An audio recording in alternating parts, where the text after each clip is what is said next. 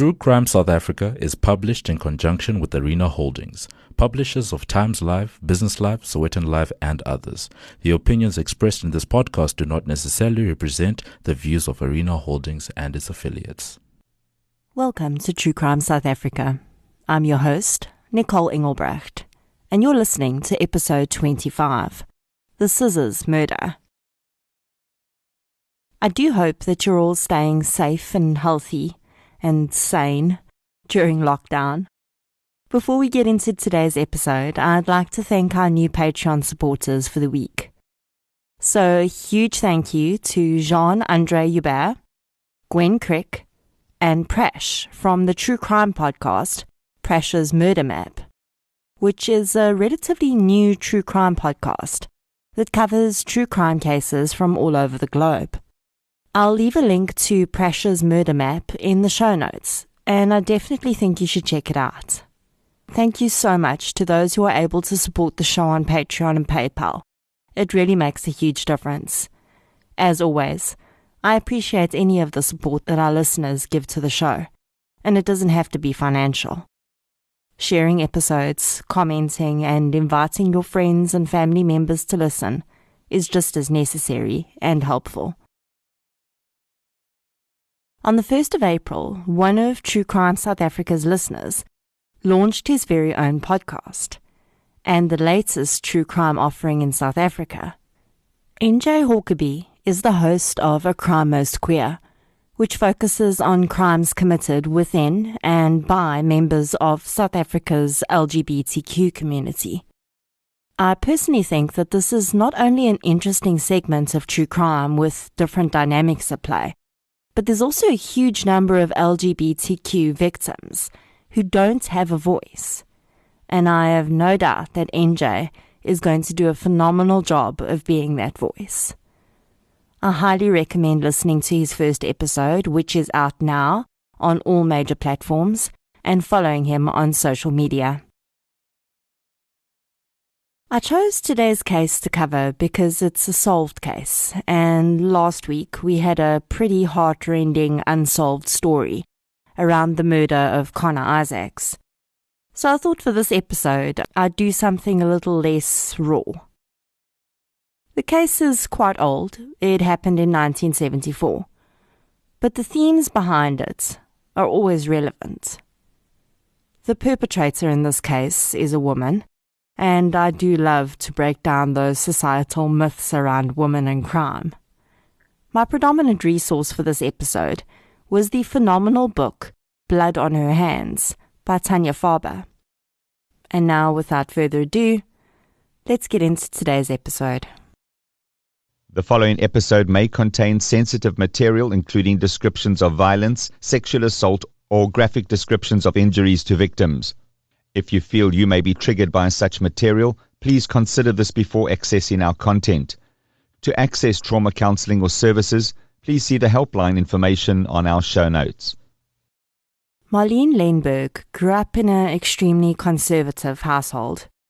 Her mother Mavis and father Arthur met and married into extreme financial difficulties, and for the first part of their marriage they couldn't afford to live in their own home. Arthur's father offered up his empty garage as a place for the young couple to start their life in.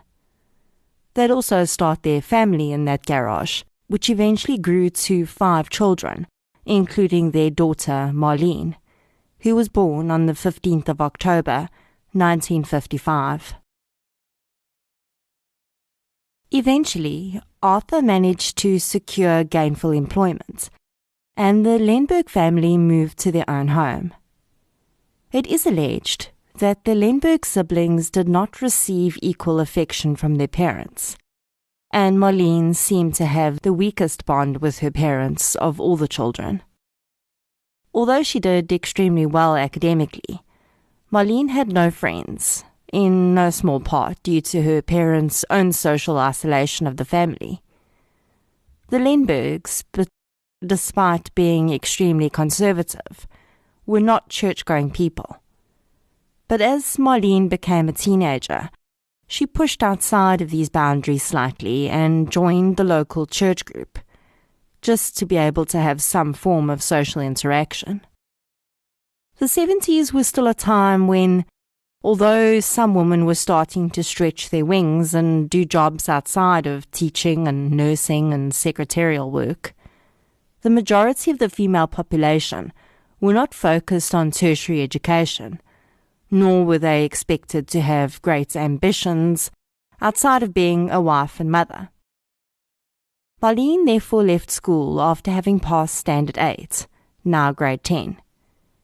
Marlene was lucky enough to find a rather good job soon after leaving school at the Red Cross War Memorial Children's Hospital in Rondebosch, Western Cape, where she worked as a receptionist in the orthopedic workshop. It was here that she met the senior orthopedic technician, 46-year-old Christian van der Linde. Marlene at this point was still, for all intents and purposes, a child. Although obviously physically developed, she was emotionally rather immature, as she'd been exposed to very little of what the world had to offer. Van der Linde was chief technician in the unit, not a doctor, but well-respected and an authoritarian. He was married with 3 children.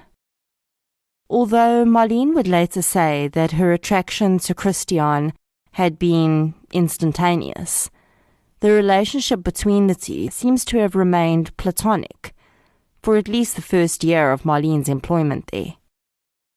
The friendship between them was described as almost a father-daughter relationship, but a work function with other co-workers showed a dynamic between the two that was far from parental.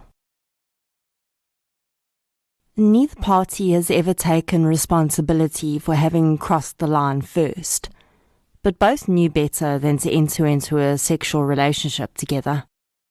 Morals and the sanctity of marriage, although from a skewed perspective perhaps, had been drummed into Marlene's head her entire life, and despite her immaturity, she was a smart girl.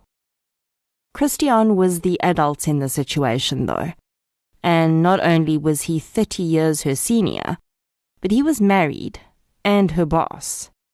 So really, he was committing a triad of offences. Regardless, the pair did cross the line and started having an affair when Marlene was 17. The pair would have liaisons both during the workday and after hours, and it's alleged that their 2 favourite locations were Paarden-Eiland Industrial Area and Rondebosch Commons, which is little more than an open piece of land with views of Table Mountain. The spots are quite odd, and I'm pretty sure that Christian could have splashed out for a seedy hotel room somewhere, but perhaps the public nature of the area was the attraction. Christian would later claim that his willpower was all but demolished by the young, attractive, intelligent girl. And although it's unknown whether he led Marlene to believe that there was anything more to their affair than just physical interaction, the young girl did seem to think that this was the start of a long-term relationship, and that Christian was going to leave his wife for her. Christian would later claim that he'd always told Marlene that the relationship between them was never going to be more than an affair, as the age gap was far too big for them to be life partners together. He also allegedly told her that his children would always be his priority, and he would not break up his family for her. Despite this, Marlene was obsessed with him. Christian, it seemed, had started to become concerned. Someone had been making anonymous calls to his house, telling his wife that he was having an affair. It was quite likely that someone at the hospital had seen them together. But I wonder now if that anonymous caller wasn't actually Marlene herself trying to get Christian's wife to leave him. If it was her, that backfired on her terribly, as Christian told her that he wanted to break off their relationship. In July of 1974, Marlene made another attempt to force Christian's hand. She told him that she was going to be leaving Cape Town. That attempt didn't work either, as Christian simply shrugged his shoulders and didn't leave his wife. Despite this back and forth between the two, they continued with their affair.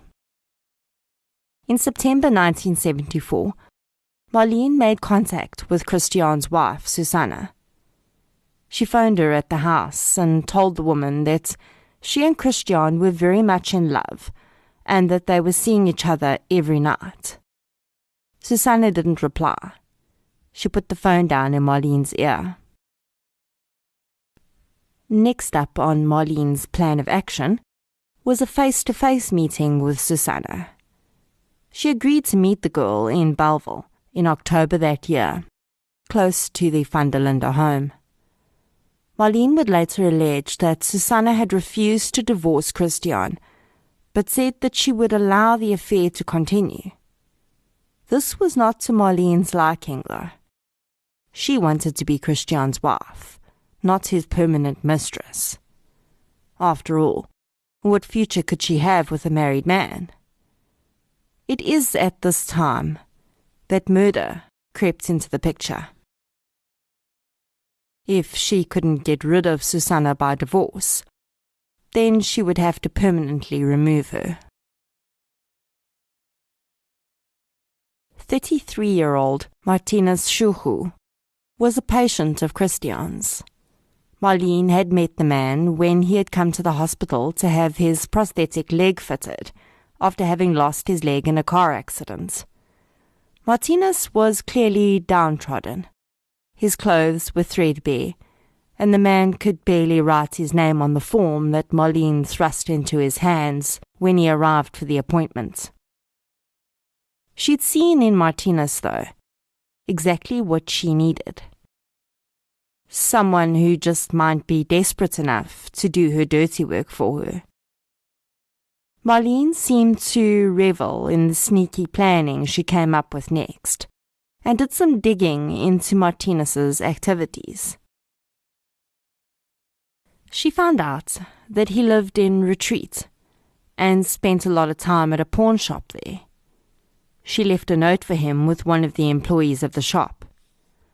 The note indicated that he should contact her if he wanted to earn some, quote, good money, end quote. The note did the trick, and very soon Martinus appeared at Marlene's place of work.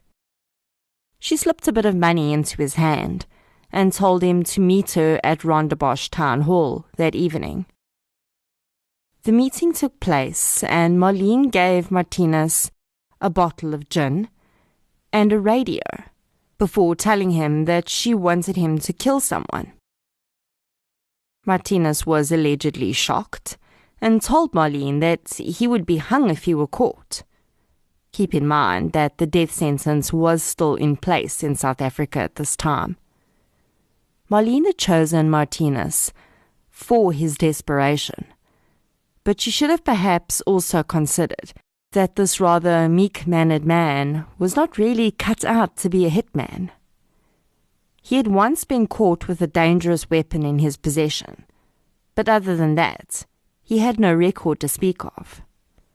Unfortunately for Marlene, Martinus did seem to have a conscience, because the day after this, he arrived at the van der Linde home, fully intending to warn Susanna that she was in danger. She'd opened the door when he knocked, but as this well-to-do woman stood before him, he lost his nerve and instead pretended to be begging for money. Susanna declined and closed the door on him. A week later, Marlene again tried to convince Martinus to kill Susanna, but unbeknownst to her, he'd already looked the intended victim in the eyes, which made it even more difficult to contemplate killing her. Marlene tried to entice her would-be hitman with the promise that she would push the manufacture of his prosthetic leg to the front of the queue. Martinus was hobbling around on crutches, and having his prosthetic leg would make his life much easier. Of course, Marlene knew this, and as if plotting to kill her lover's wife wasn't bad enough, she seemed to have no problem bargaining with the disabled person around the key to their freedom. It seemed that this promise held more sway than money, because Martinez actually did head down to the Van der Linde house that day. He still didn't have it in him, though, and he walked straight past. Now, after so many failed attempts, one would think that Marlene would have accepted her murderous plan was not to be, but she was more stubborn than that. She wrote another note to Martinez, which she left at the pawn shop. In it, she indicated that Martinez should use a bread knife if he had to, but he had to get the job done. She left a message for Martinez to call her, which he did. Now Marlene upped the stakes and offered Martinez a brand new car if he killed Susanna. Still, he refused. Marlene would have never been able to get her hands on a brand new car, but that didn't seem to matter to her. This petulant teenager wanted what she wanted. So she offered Martinez the last thing she could think of: herself. She promised that she would have sex with him after he had killed Susanna. She likely had absolutely no intention of keeping this promise, but Martinez would have no form of recourse if she refused, and she would already have what she wanted. This offer, strangely, seemed to do the trick, as a few days later, likely thinking that she would soon be the new Mrs. Van der Linde, Marlene handed in her resignation. She then collected Martinez, who was armed with a hammer, from his home and drove to the Van der Linde house.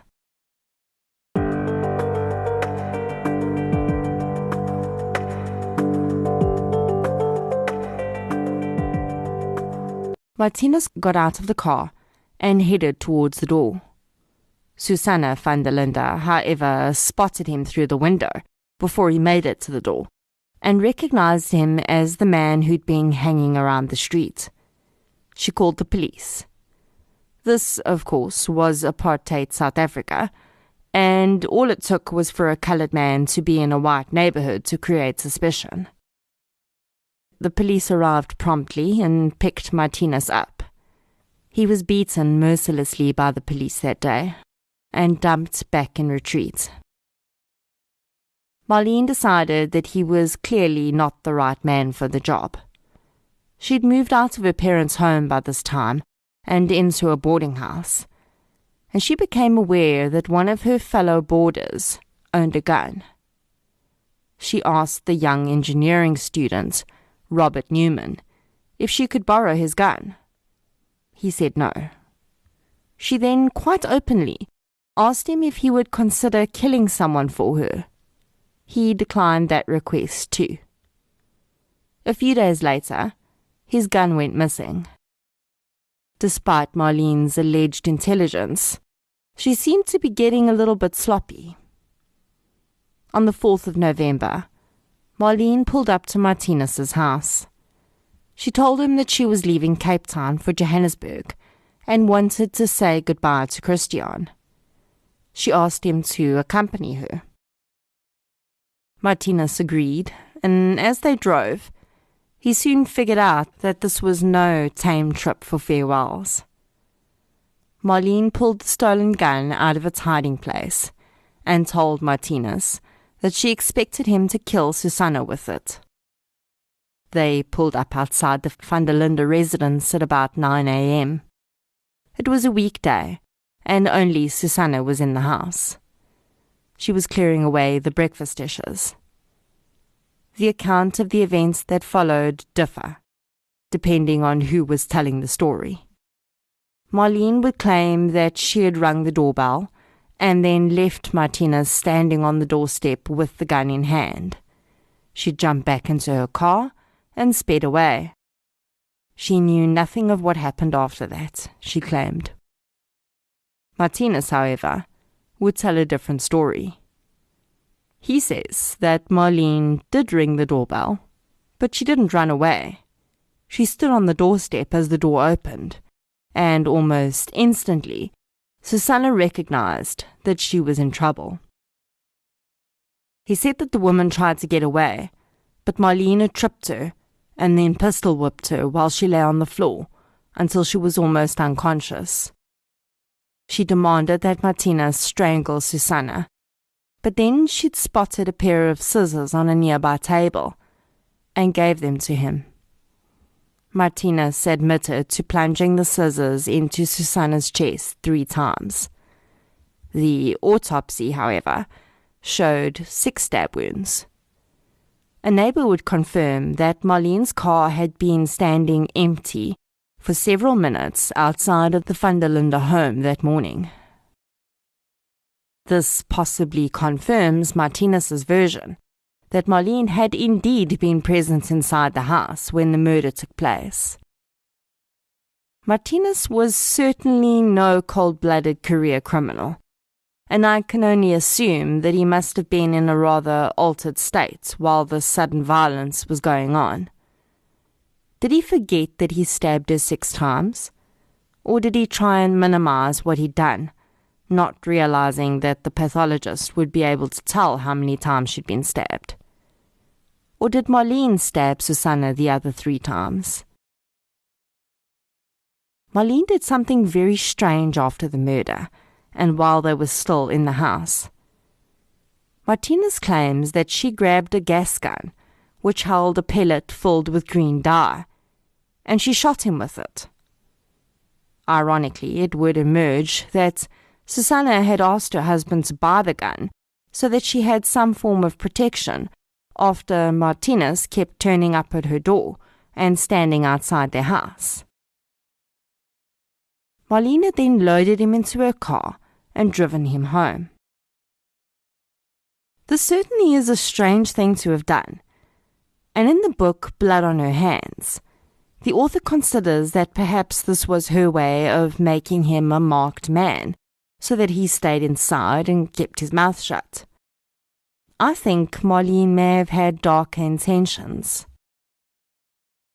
I don't know what her knowledge of weapons was, but perhaps she thought that the gun was real and had intended to kill Martinez.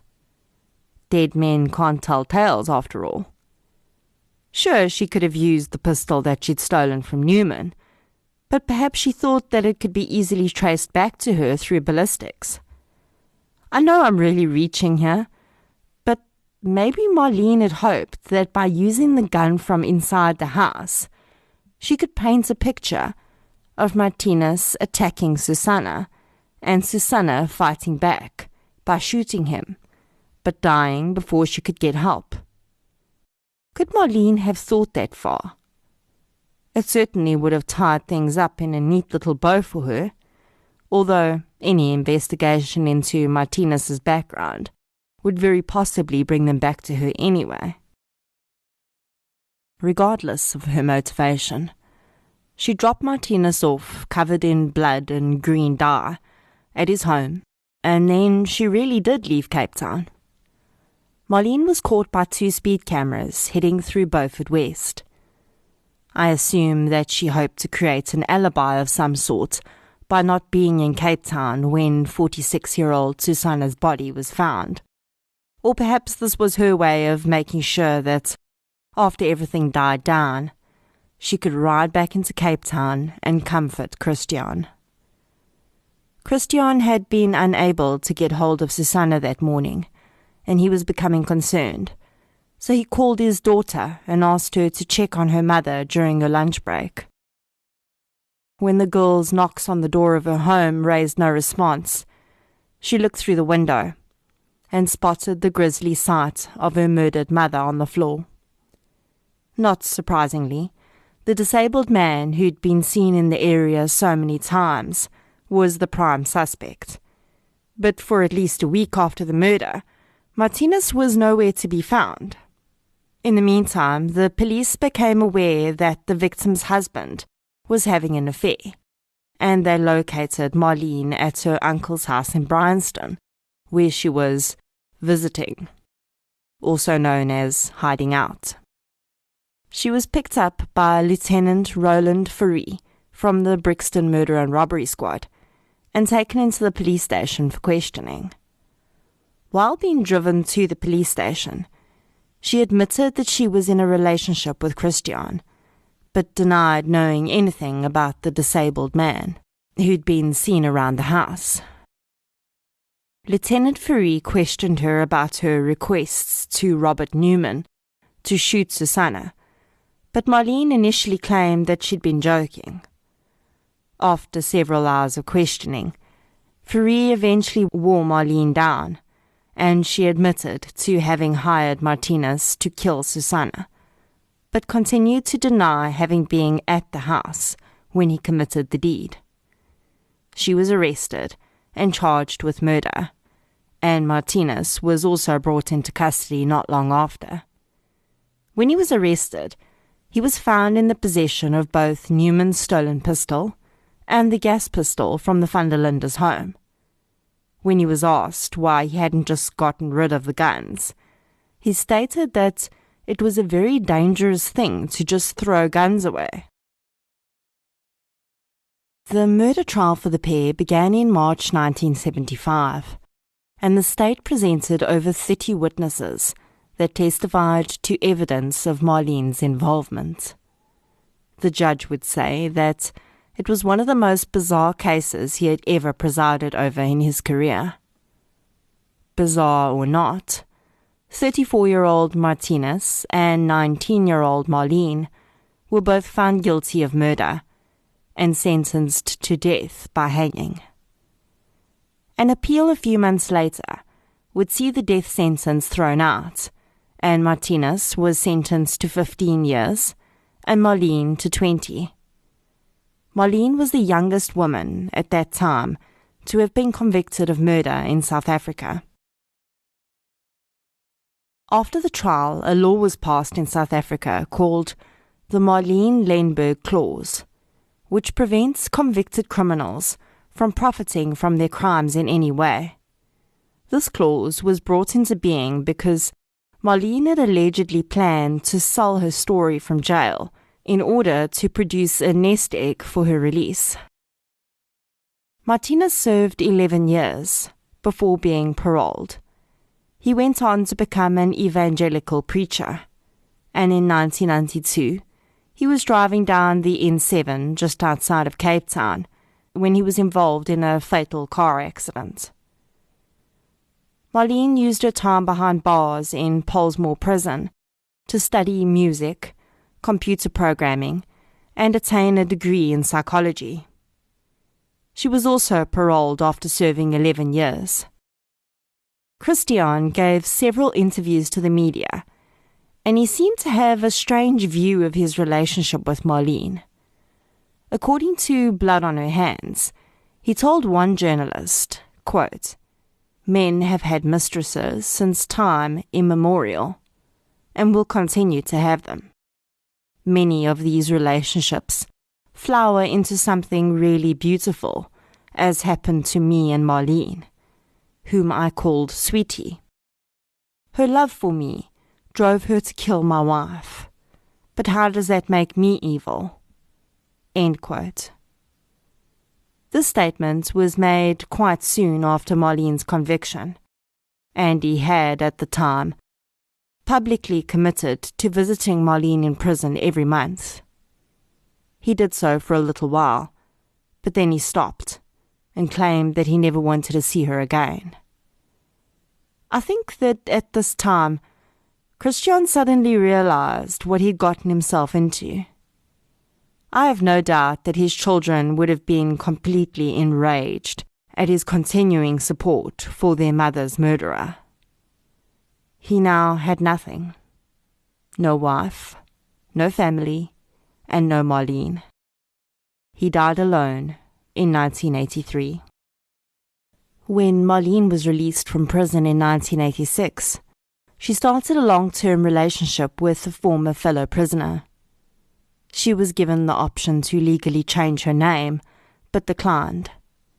She would go on to open a beauty salon and a modelling school, and lived a seemingly normal, albeit apparently lonely, life of glamour.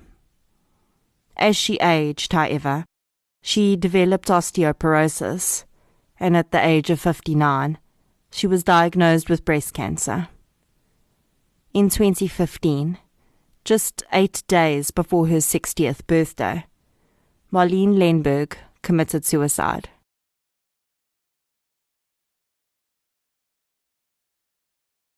When I was researching this case, I came across a review of the book Blood on Her Hands, written by a woman who had met Marlene Lenberg shortly before her arrest. She was dating Rob Newman's brother at the time. Rob Newman, of course, was the young boarder that Marlene had approached to kill Susanna. I'm going to read this word for word as she wrote it. Quote, "One late afternoon in 1974, when I was 22, I went with my boyfriend to visit his brother Rob in the boarding house where he lived, behind St. Paul's Church in Rondebosch. Rob hadn't been boarding in the house long, and his initial relationship with his co-residents was bedeviled by the fact that soon after he moved in, someone's portable radio had been stolen. As he was the newest resident, suspicion fell on him. Rob, an engineering student, had also been a victim of crime in the boarding house. He had a pistol, which he kept locked in his wardrobe. One day, it disappeared. We hadn't been in Rob's room long when a slim young fellow resident called Marlene strolled in. She had shoulder-length hair, lots of eye makeup, and was wearing a Truworths mini dress. My boyfriend and I didn't know her from a bar of soap, but this didn't stop her from perching on Rob's desk, hauling out a nail file to do her nails, and telling us about her unsatisfactory relationship with her older married boss. She was sick and tired of the situation because he wouldn't leave his wife for her. I told him straight. I wished his wife would just drop dead, and I meant it. Now she was thinking of leaving Cape Town and driving to Joburg to start a new life. I got an Anglia, and it goes, she told us. My eyes were out on stalks. I'd not met anyone like her before. 2 weeks or so later, a murder made headlines in the local newspapers. One Susanna van der Linde of Belleville had been murdered, pistol-whipped and stabbed to death with a pair of scissors. Within hours, Rob told us that the woman was Marlene's lover's wife. It all came out at the trial. Marlene had stolen the radio as a bribe for her co-accused, Martinus Schuchu, who was supposed to kill van der Linde. Marlene had also stolen Rob's pistol. Rob had suspected Marlene was a thief, because, as we heard later, he declined her request to shoot van der Linde. When he reported the theft to the police, he told police that he believed it was her. A detective went to interview Marlene in her room, and then went back empty-handed to Rob's room and said with a big smile on his face, "She's pretty, eh?" It turned out Rob knew Marlene much better than he'd let on at the time. He had taken a number of topless pictures of her, which he sold to the Sunday Times when her murder trial began. End quote. I found this memory fascinating because it gives us a totally different image of Marlene. She was anything but the young girl driven mad by her love for an older man because of her daddy issues. Marlene Lenberg had no problem using her sexuality to get what she wanted. I have no doubt that she was attempting to use flirtation, and possibly even sex, to get Rob to kill Susanna. Thankfully, he was not swept up by her. She was so good that she even had policemen drooling over her. Much was made of the fact that Marlene's childhood was devoid of affection or a bond with her parents, and I'm sure that did play a role in her initial attraction to Christian. But you don't go from being socially isolated and desperate for affection to suddenly knowing how to use your sexuality to persuade several men to commit murder for you. Christian may have initially felt that he needn't hold any feelings of guilt about his wife's murder. And sure, he's right, people have affairs all the time. But I do think that as the reality started to sink in, he realized that he was responsible for bringing Marlene into his wife's path. And although he couldn't change the fact that his wife had been viciously murdered, he was certainly making things worse by minimizing his role. Martinus Schuchu plunged those scissors into Susanna van der Linde, and the fact that he committed murder is not negated by the situation he found himself in. But to a certain extent, he was a victim of circumstances too, and of Marlene. We've seen many cases recently where men involved in extramarital affairs have killed their wives, but we rarely see the mistress taking matters into her own hands. Although I guess we never really know what roles these women may play in encouraging their partners to commit murder, albeit unknowingly. This case was bizarre for many reasons. It had all the makings of a silver screen blockbuster: forbidden love, hitmen, and a murderer who fit none of the molds we expect. She was young, and she was female. The sad part of this case is that the many victims of this crime have become almost a backdrop. Susanna van der Linde was 46 years old, and the mother of 3 children. She had recently found out that her husband was having an affair with a woman the same age as her own children. To spare her children the devastation of a divorce, she put up with the pain of knowing that her husband was conducting a relationship with another woman. And then when even that sacrifice wasn't good enough, her life was taken so that Marlene could get what she wanted.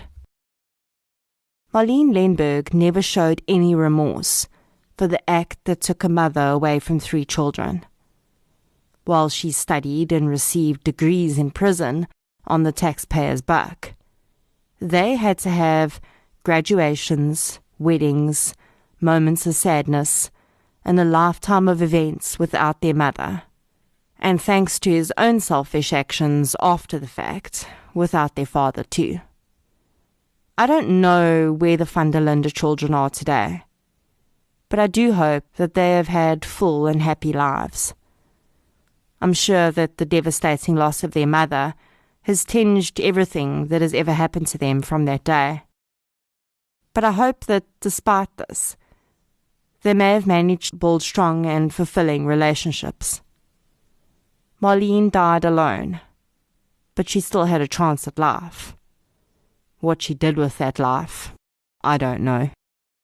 She had a Facebook page that was last updated in 2012, 3 years before her death. She had 3 Facebook friends. The only photograph of her was one that Gallo Images had claimed rights to, and was taken just after her release from prison. And I guess that's where she will always remain in history. Forever an 18-year-old murderous mistress.